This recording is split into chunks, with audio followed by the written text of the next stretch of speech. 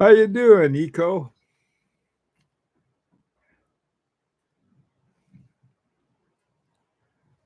Oh boy, we're we're at the tail end of a thunderstorm, and we had tornado warnings, and so we've been hunkering down downstairs. I'm back up again. Anyway, um, what I what I want to talk about this afternoon. Earlier today, we had talked about sort of a somebody who was trying to bully his way into sort of a oh, they know so much and nobody else knows as much as they do. And so anyway, so I thought, well, what we what we might want to talk about is how we can find the most watch value for the money. Um, One of the things that I started looking at early on. Hey, John. Um, was the hi Marco, Mark J. Um, was the Grand Prix. I know a lot of people said, "What? You know, you can't. Grand Prix doesn't count." Hi Patel, how you doing? How are things in the Philippines? Oh, wait a minute, Patel. I don't know. Brian, how you doing? Hey, Brian, we're getting heavy duty thunderstorms over here. I don't know if you guys are not. Oh, good. Sound and video are working. Thank you. Hi, Allie. Anyway, I Goldfinger just passed through here. Yeah, we're just getting the tail end of it right now, and we had a bunch of tornado warnings, and Jesus, nothing, nothing that was much fun. And I think my wife is still downstairs. She's a huge news hound. I mean, as far as the weather is concerned, she's always watching the weather very closely. 15 minutes and it'll be over. So why? Yeah, yeah, we will too. We'll be whirling around with Dorothy and who is it? Toto, something like that. Toto. Hey, John D. Pastor here too. Did it? Yeah. Jesus. Boy, it's the rain. My God, there's just huge amount of rain. We had some rain this morning, and then kaboom. We had either a gopher or a uh what was it? Groundhog or one of those little guys. I forgot what they're called. Anyway, who were digging up our yard, and so the mowers, they'd come and get everything was this, so it's nice and green. Then there was a big pile of brown dirt. So I went out and had to spread it around. And so this will do a job on it.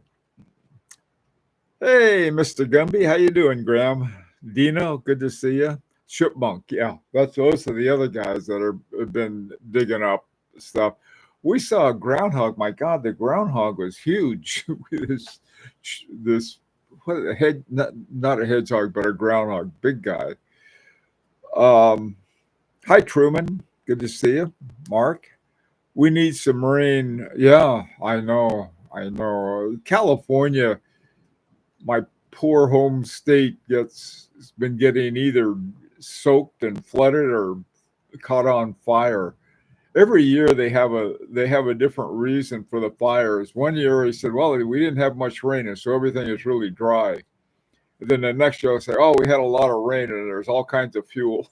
So I don't know. Here we just I don't know. It's been just miserably hot here for the last several days. Hey, Oscar, good to see you. HRM, Ollie. See, what do you guys have? What's going on?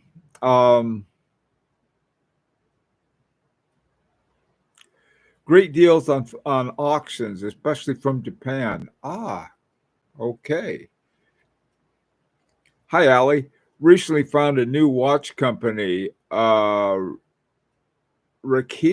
in Russia.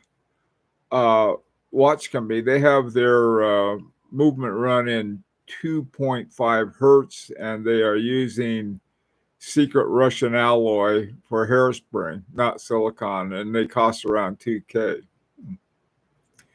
We got, I think that because of Putin's behavior, I think we're not trading with Russia right now. In fact, a lot of the world isn't.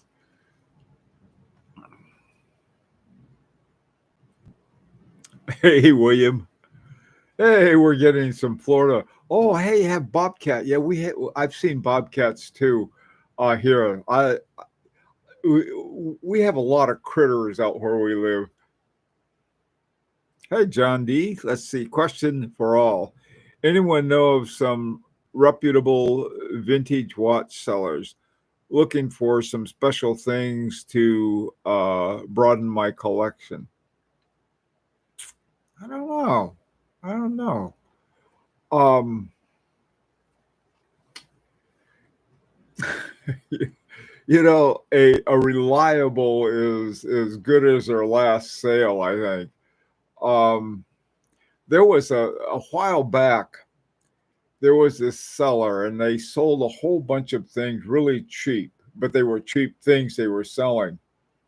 And then they put something really expensive, like uh, a replica watch up or something. But they had all of these, 100% reliable things, and then they stuck it to them when they had the big sale. Anyway, let's go back and talk about this afternoon's topic, if we could. And it's how can we find the most watch value for the money? Now, one of the things we have, the whole concept of watch value it varies all over the place. It varies from, in terms of like um, finance, how much you can afford, to simply a style of what you want. And as I mentioned, the reason I started using the Grand Prix for, I mean, when I was getting started, after sort of an initial thing, I found, I thought it was the Holy Trinity, so I went and got that, and so then I started looking at the Grand Prix, and that's how I discovered FP Journe. And I found out that FP Journe had the most uh, top grand prizes. They had three. No other company had ever won the Aiguille d'Or, which was the golden hand, I guess is what you'd call it. So, but they had won three of them. So so I thought, well, I'll see if I can find a good buy on it. And I did. In fact, I found a couple of them. And then I got those. I couldn't afford them anymore. And so, but the thing of it is that so many people were insisting that, well, how could they be any good? Because Rolex has never won anything. That was part of that. That said a lot of different things at the same time. I think it was in 2007. I think it was 2007. Rolex put up a couple of watches and they didn't even make nominations. So that's one thing that Larique has in common with Rolex. Neither one of us even made nominations. Not yet. So we're coming up again. Now, the reason I say that is that there are a lot of people who try to bully us, saying, like this guy yesterday, he was all over my camp. I know so much because I've been doing this for 21 years. Too bad, and that's why that there's something to find that, how can we go about doing it? Now, I think to some extent, we learn by doing. and I've learned also, I know this one guy who thinks this particular dealer is a great guy, and I know another guy, Mark, who got screwed by the guy, but it worked out okay in the end. So it's something I think it's worth talking about, that we can sort of, we can say, where is this place where we can find, and what can we do in our own behavior to find them both. And a lot of this stuff we talked about before, but I want to get some more ideas from you. Ali, I appreciate your comment you had about Recated. Wasn't he a guy, that name rings a bell, that didn't he have at one time had all of these, had sort of like in fact, I think it's still up there, where you could find all of these different, that's where I found a lot of movements and a lot of stuff about, somebody just mentioned vintage. That would be a place that they have a lot of information about vintage watches. I'm not into vintage myself. I may be vintage, but my collections are. Oh, Graham, what's a bobcat? A bobcat is like a little mountain lion. They're about this big. They have a little short tail, and I think one of the reasons they call them bobcats is that their tails are short, like they've been bobbed, and they look. I think they're related to the lynx, and but man, I tell you, they're they're tough cats. Ah, okay. I don't. Thanks, Sally, for that thing. I'm wearing a Christopher Award super compressor. Super Christopher Ward, not Christopher Award. Auto help on that. Hairspring made of the remaining reactor core of Chernobyl. Yeah, that would do it. That'll light things up. Hi, Coop. My latest approach is to find vintage watches that are in decent shape and have them completely refurbished by the brand. I just did this with a 1973 Zenith and a late 19. Boy, that's a great idea, Coop. I really like that. A Rancher was doing something similar to that, but I think that's a really interesting idea. Good one. Hey, John. For the Zenith, refurbishing costs more than the watch. Yeah, that can happen. Reading and learning, Ali. Reading and learning. I find a watch I like that I can afford. Then I try to learn more about it. And my favorite watch magazine is SJX. SJX is one that I agree. I really like that. Let me tell you something. This just came today in the mail. That this is my Europa Star, and I get it free because I'm a member of the Horological Society of New York.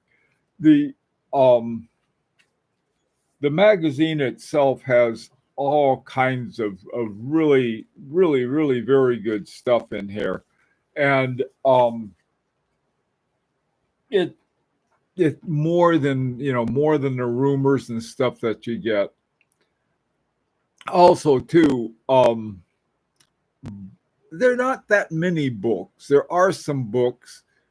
Um, One that Dominic sent me is about how Waltham watches came to dominate the quality and sort of the late 19th century, sort of the mid to late 19th century. And then I haven't got to the end of the book because they went out of business later on.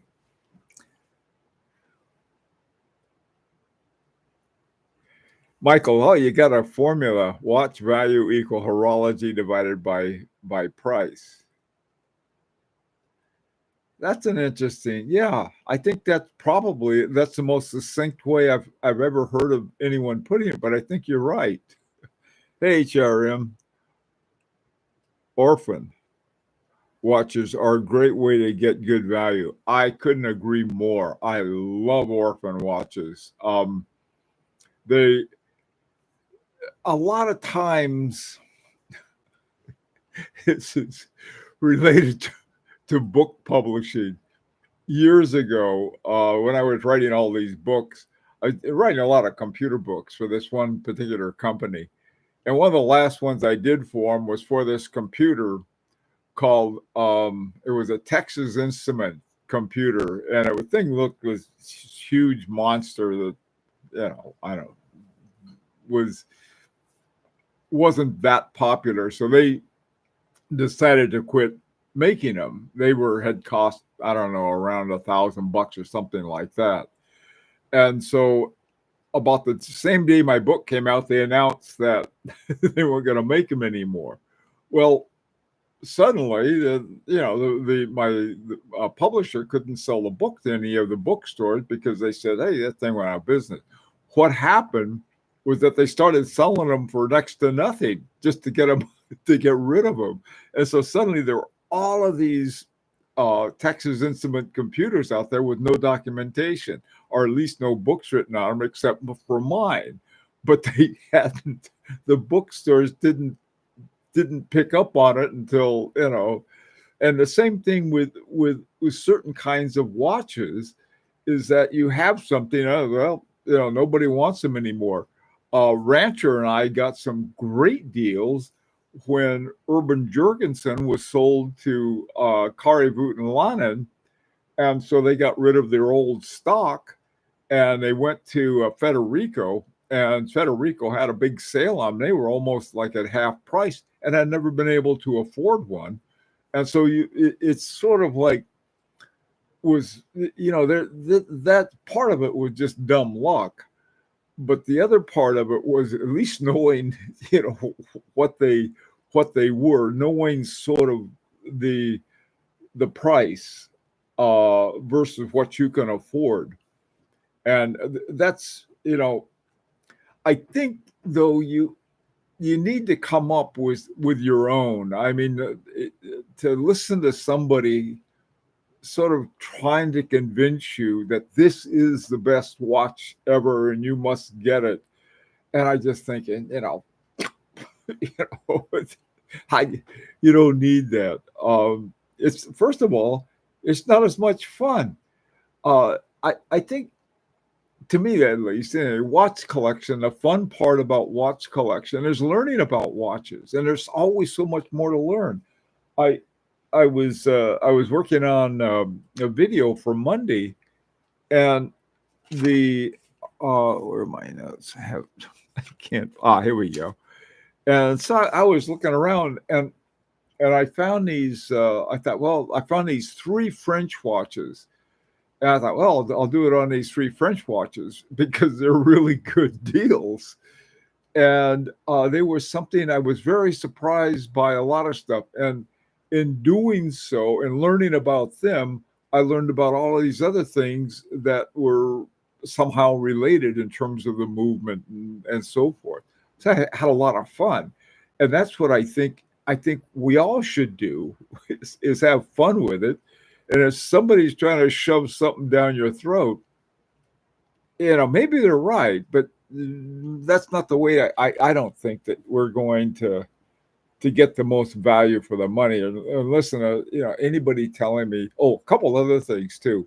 I can't stand this. This is because it's gone from being true to being like, okay, we have to say this in our write-up, and that's it. We're passionate. I don't want to hear that anymore. If I'm not going to buy a watch, say we're passionate about. What I want to see is that our people do a good job. They're competent and they do it on time. That's the kind of thing that I want done with a watch. Somebody who's passionate, they drooling all over my watch or something because they're passionate. I don't know. I think I'm turning into a crank. Okay, let's see what you guys have. 80s and 90s solid gold. Oh, yeah, are also great value. I agree. I managed to pick up two Eberhards under the gold price. One with uh, a Frederick Piguet caliber 21, the other ETA 2892 2A. Yeah, you can. The 80s and 90s, and actually the early 2000s, and some Daniel Roth watches from the early 2000s, and even some Daniel Roth watches for the short period that he was with Bulgari. Yeah, those are the ones to find out about. Hey, Abdul, let's see what's up. You look at the price to decide the horological value, or do you look at the horological value and decide on the price? You look at your wallet. If a moth flies out, probably not the best time. Hey, John D., the value of sentimentality or provenance and personal preference. We each have our financial limits, true. With money, you only need information to find the value. However, if resources are limited, then the opportunities can be sparse. Yeah, that's true. That's part of the information you have. We had, I think this morning I was talking about this. This was a dual barrel in parallel at 18,000 semi oscillations per hour. This Farve Luba uh, twin power, and then they sold out. So the amount, the trick is to get there before they're all gone. And of course, and they were dirt cheap, so they were not. That wasn't a financial. It was for everybody. Yeah, but if you have the information, then you're good to go. Hi, Andrew. How you doing? Apologies in advance, as obvious and cliche as it sounds. Uh, Patience is crucial. No, I nothing wrong with that. You can't say that enough. Patience is always, always, always. Sometimes your patience is forced on you because you just can't afford it. Um, or and something will come along. The watch I just got, the Ovale pantograph. I didn't think I'd ever afford that thing. Finally, just happened. Bunch of stuff coming together at the same time, and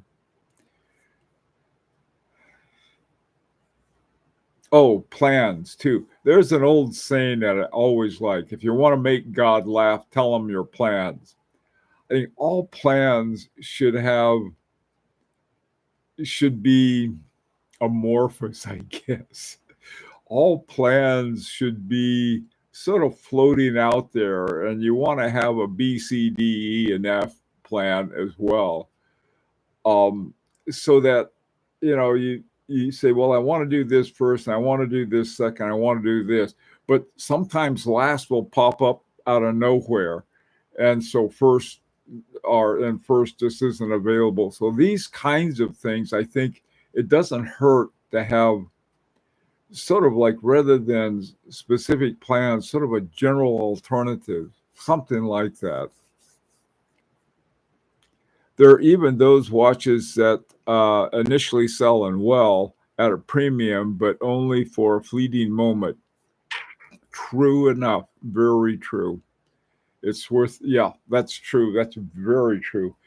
A lot of people apparently, Hodinkee almost went under because they went and they bought a whole bunch of watches that were that right after the pandemic and all the prices went sky high. They figured, well, we're going to buy into that, and then we'll have all these watches at these great prices, because they thought it was going to keep on going, but it didn't. It came back to earth. So, hey, Canadian Watch Muckney, how you doing, man? This approach, has excellent deals on really neat watches from Elaine Silberman. He's interesting. Gerald Gentest, another. All of the ones you talked about, Andrew, are really good ones. I mean, they're ones. They're good in several ways. One, they're just cool watches, I think, and second of all, they're good choices because it's not something that the herd is after. Okay, whenever the herd goes after something, it's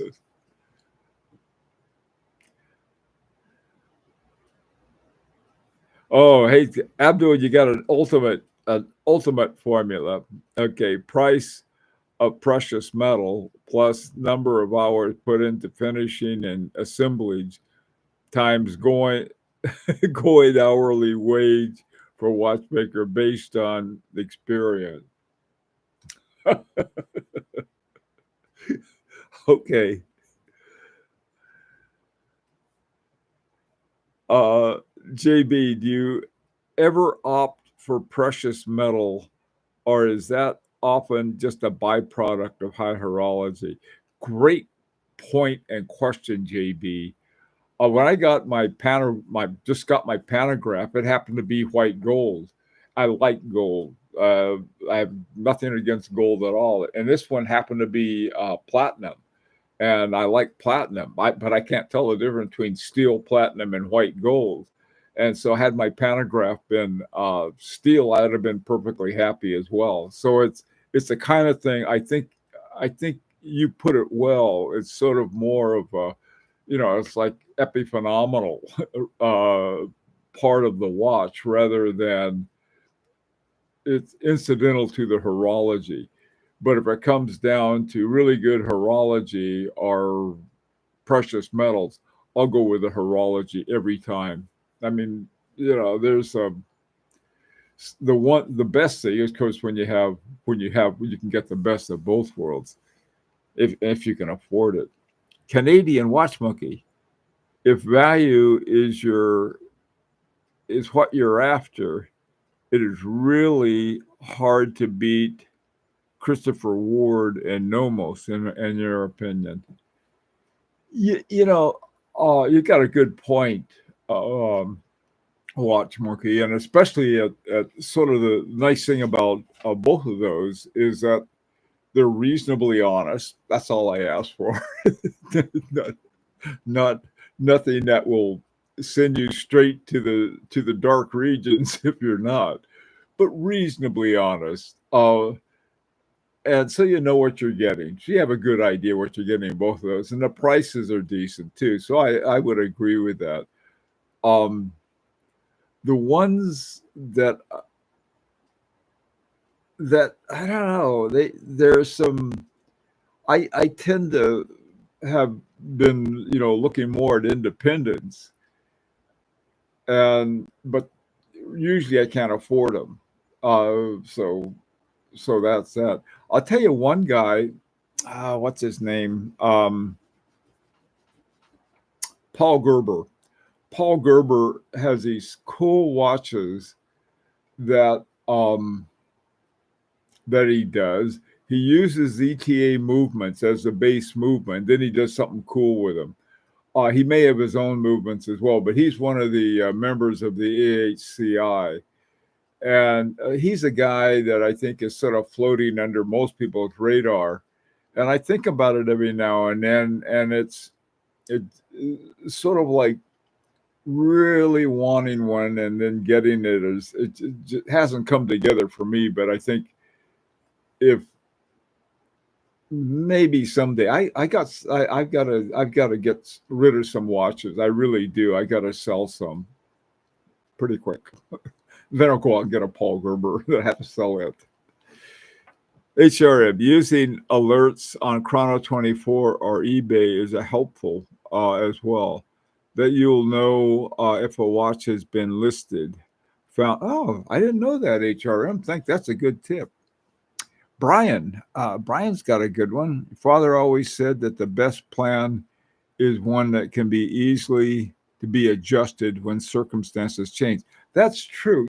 It's sort of like Dwight Eisenhower. Now, this is something that is sort of military has military leaders have said is that any plan you have just sort of goes up in smoke as soon as the first shot is fired. And so then you have to do all kinds of other stuff. But one of the things that Eisenhower said, he said, but the plan itself is essential. He said, even though it doesn't work out, you've got to have a good, some kind of good plan there. And then, off you go to get your watch. It'll be all, you never know what's going to happen. That thing about using alerts, thanks. Andrew, what do you see? The PF Pantograph Ovale is a Hall of Famer. That was with me too. And it's the other thing is I've always really liked the Hebno Madar. I've always thought, God, what a great movement that is. And I never and then liking the pantograph sort of in its own right. Hey, look at that. The liking the pantograph in its own right. So they were totally they just weren't part of the same thing. So when they came together, man, I feel very just like got very lucky. I think this morning one of the things that came up was that it's better to be lucky than smart, and I'm a believer in that.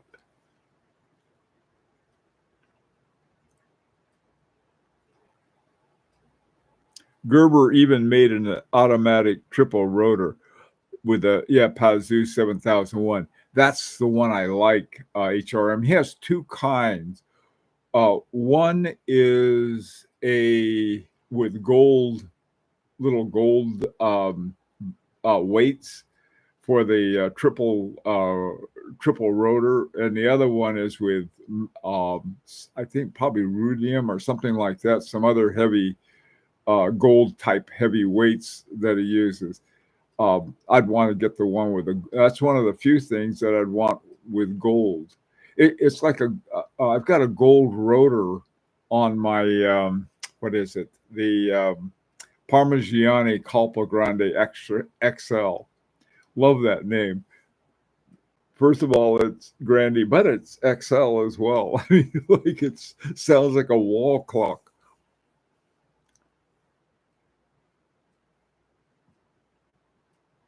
Currently negotiating with someone on a Paul Gerber triple rotor. Are you, Andrew?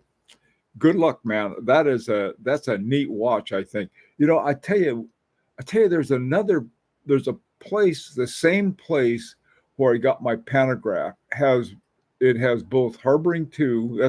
This is Horology by the Sea. That's out in California, and I've had. They're great people to deal with. I'll put it that way. Hi, Ken. How you doing?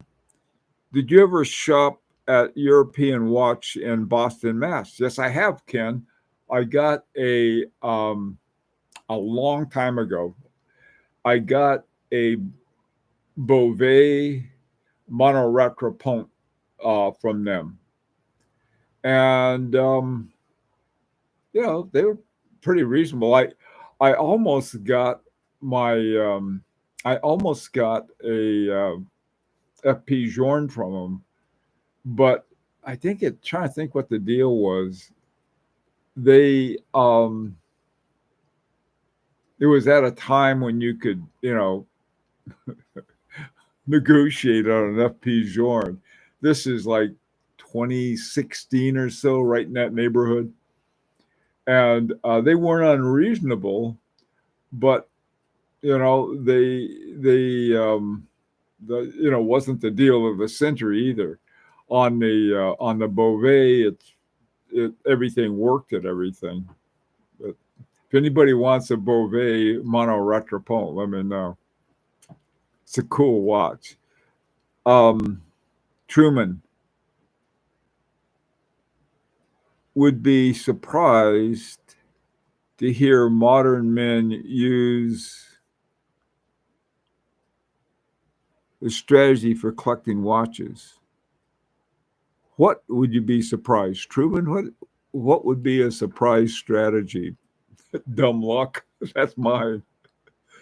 HRM, FP Journe has gone bonkers. Do you think the hype for brands like FP Journe and Gronfield will die down? It might. That's the thing. I don't care if it's high or low. Okay. Let's say that FP Journe watches were made out of, they found out that something was radioactive, you dump them. I wouldn't care. I don't mind glowing in the dark. The thing is that if you buy a watch for resale value, I suppose that probably is more sensible economics, but watch collection isn't exactly the most sensible hobby. It's more of that word I don't like to hear, passionate. Rather than passion, it's fun. If you're not having fun collecting watches, playing with horology and finding out about it, why would you do that? I mean, you know, there's got to be something. It's certainly not a get rich quick thing. Well, maybe for some it was. Who is the guy? Did he have to go back to jail? A guy who called himself the timepiece gentleman.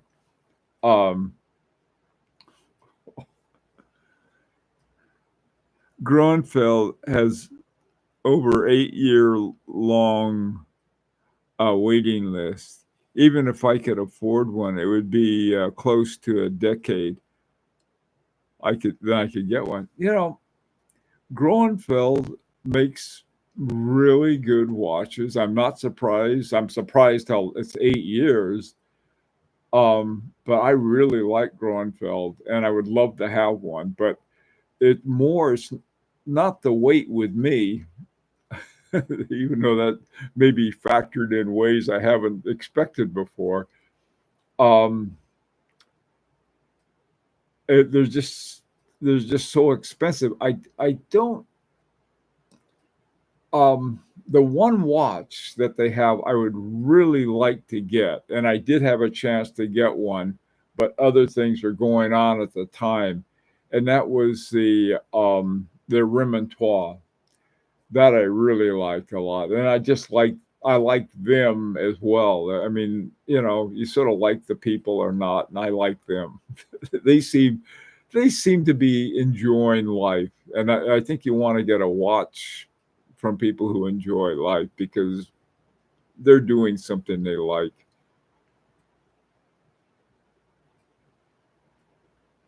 Price and value are not always linked. Good point, John. Excellent point. Watch Monkey. The one thing I have learned is I hate dealing with watch flippers who have no interest in the hobby other than making money. Yep. Yeah, I guess they're watch collectors, and watch collection and watch flipping. Watch flipping is like a day trader in the stock market. He's a day trader. Sometimes they can do really well. Other times, all they do is get screwed, or screw themselves actually. But I don't hold that against them. I don't deal with them. I mean, if somebody, if they bought a watch a week earlier for $1,000 less than they want to sell it for me for, I'd probably demur on something like that. But for some reason, they are what they are. It's sort of like a day trader in stock market. Okay, so they're there, and sometimes they're going to fall through a manhole somewhere. They may not. They may be doing pretty well. But I wouldn't want to deal with them.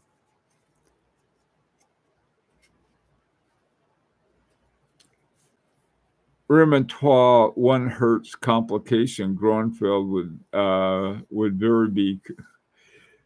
HRM doesn't they have this watch that's, I think it's their 1 hertz watch, that it's sort of a combination watch, and it's got this, I think the second hand is on 1 hertz and the rest of it is on 1.5 or 3 hertz, or 2.5 or 3 hertz. They have some, they just have some really interesting stuff. I think I have a feeling their success may have even surprised them because of the amount. I mean, if you go to their website now, it says, sorry, we even our waiting list is closed. Really amazing. I'm glad they're doing well too, because they're the kind of watchmaker that I like. I really admire people who are doing it because they really want to produce something special. Hey, Caitlin.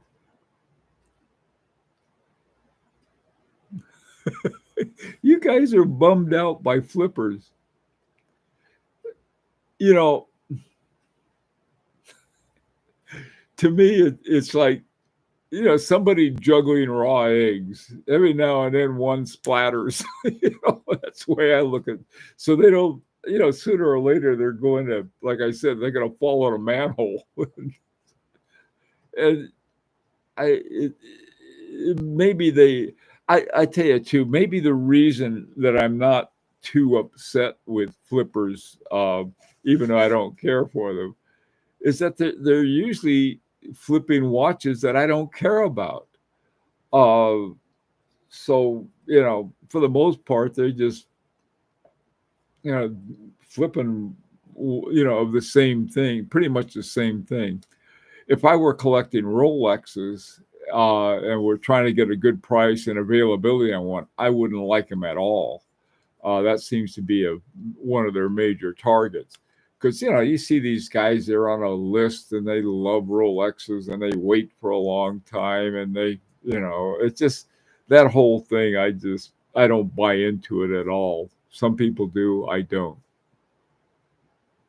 The most important thing I learned is listen to honest experts or scholars. Oh, man, Ollie, that's too much responsibility. I'd like to lie a little if I could. Tell you guys something. I'd like to make stuff up to make a better story. Yeah, no, my advice is go to as many different sources as possible and try to find out stuff. Somebody mentioned that SJX, or whatever the name of that magazine was, that is a really good one. That's a good source. But what I found is that even good sources, sometimes they honest mistakes. Sometimes it's just a typo, with autocorrect. Like, my God, it says one thing. Well, I didn't mean it was this. It was really this. Hey, John D. Watch flipping artificially shifts the Marshallian SD curves. Okay. We don't want those curves shifted either.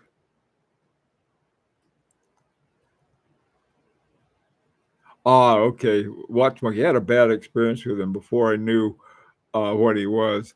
I sold him a watch he claimed he loved, and so I gave him a break. Okay. I see now. Yeah, I don't blame you. I if somebody asked me for a break, okay. I'm terrible. I'm the worst person to be a seller ever. My God. Because I don't like the sense. I mean, what, the only reason I sell a watch is that I'm not wearing it anymore. And I, trying to get some room in my case. And if I send it to an auction, I'm hoping to get as much as I can from it. But with one person, dealing with one person, I agree with Watch Monkey. Boy, I tell you, if somebody bought a watch from me and I gave them a break on it, and then they turned around and sold it for, almost immediately sold it. Yeah, I wouldn't like that a bit.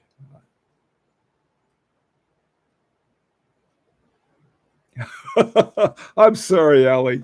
Don't blindly follow me. Don't blindly follow anybody. I think, this is the thing. All of us, can make terrible mistakes. And I know, you know, like anybody else, hey, this is a great watch, and it turns out to be a dud. So,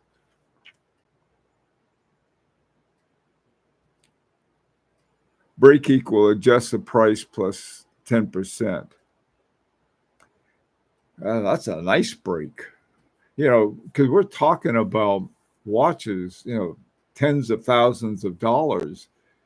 10% is awfully nice. I mean, if somebody says, oh, I'll give you, I want a break and have something, really low, I can't do it for that. Or sometimes if I'm selling a watch with an eye to, because I need the money to buy another watch that the price I already have agreed the price on, then that's about the only time I can say, gee, I can't do it because such a thing. I have a watch with a NATO strap that's on fairly tight. I don't want to take it off the watch.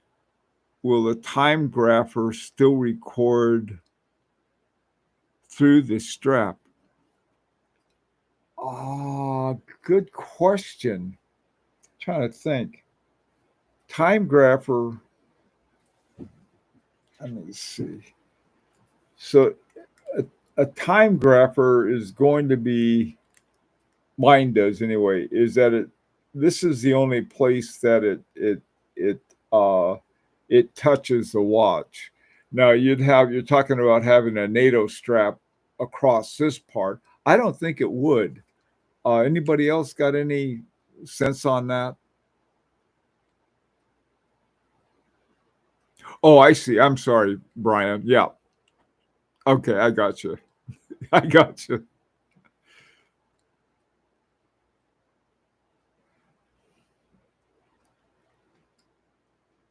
Canadian Watch Monkey has settled that doubt. Yes, it will go. Yes, it will work. If my watch is slow or fast, I can always blame it on a NATO strap. I got to tell you, I don't like NATO straps. I don't know why, but I just don't like them. I had a NATO strap on a watch that I sold, and I took it off and put the original straps back on because when I sell a watch, a lot of times they get brand new straps because I like playing with straps so much. So I had this NATO strap off, and it was a really nice NATO strap, but I just don't like NATO strap. So I included it with a watch, and oh boy, I got an extra strap. So I gave it to somebody who appreciates them. Once this one guy got on me, I had taken a NATO strap, and instead of curling it up and doing this, what you're supposed to, I'd taken I'd cut it and then took a cigarette lighter and then singed it around so it wouldn't unravel. Some guy said, "Oh boy, you shouldn't ever do that." Okay. I've made a habit to always sell one watch when buying a new one. I hate watches going unworn. They are meant to be used. Yeah, I agree. I agree with that 100%. Ollie, when you time grapher, are you fully wind your watch? Yeah, you're supposed to do that. Apparently, you're supposed to wind it up all the way. I could see though, let's say you got is to do it at different times just to see if it's what the curve is. Usually they figure, the first 20% and the last 20%, if you cut those out, the middle 40% will give you really, really the most accurate time. You know, that would be something I think it would be worth doing. Figure out what the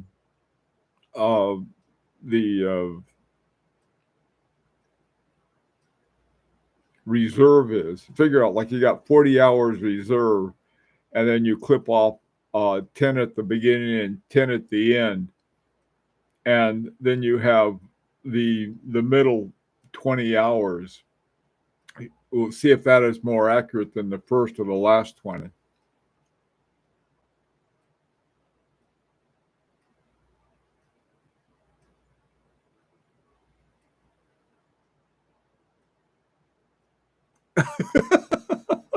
Hey, Caitlin.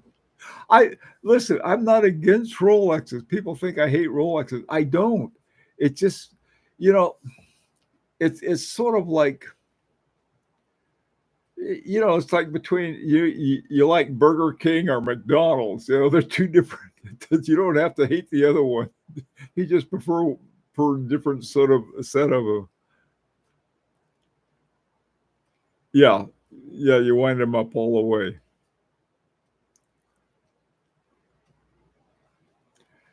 Yeah, when you do it. Oh my God, we're way over time. See, when Rancher is in here to tell me this, my time is up. Okay, let me take a couple more. It's time for me to go. How you doing, MCM? Oh yeah, we'll see it. Yeah, that's right. By the way, let me tell you guys, in October, I think it's October 13th. Is that right?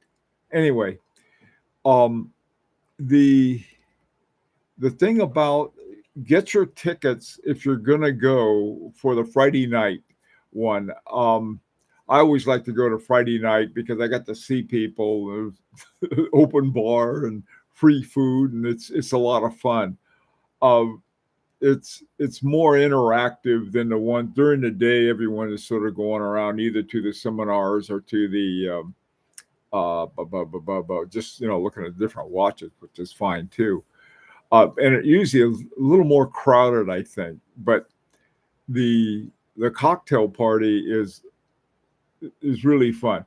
It's not cheap.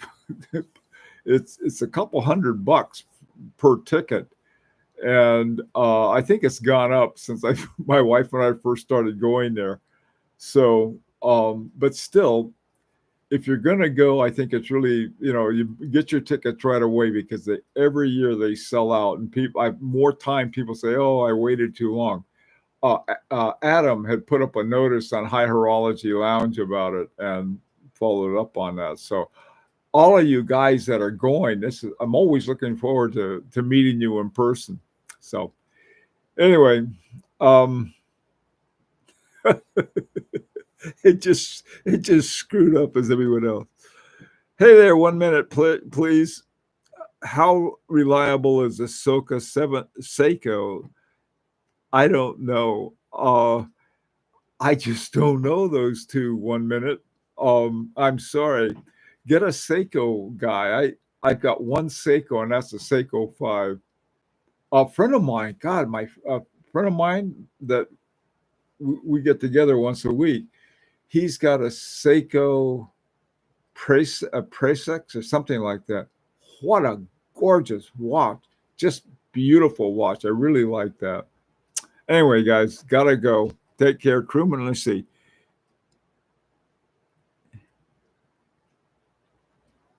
I'm a Rolex fanboy. No problem. Being a Rolex fan is fine.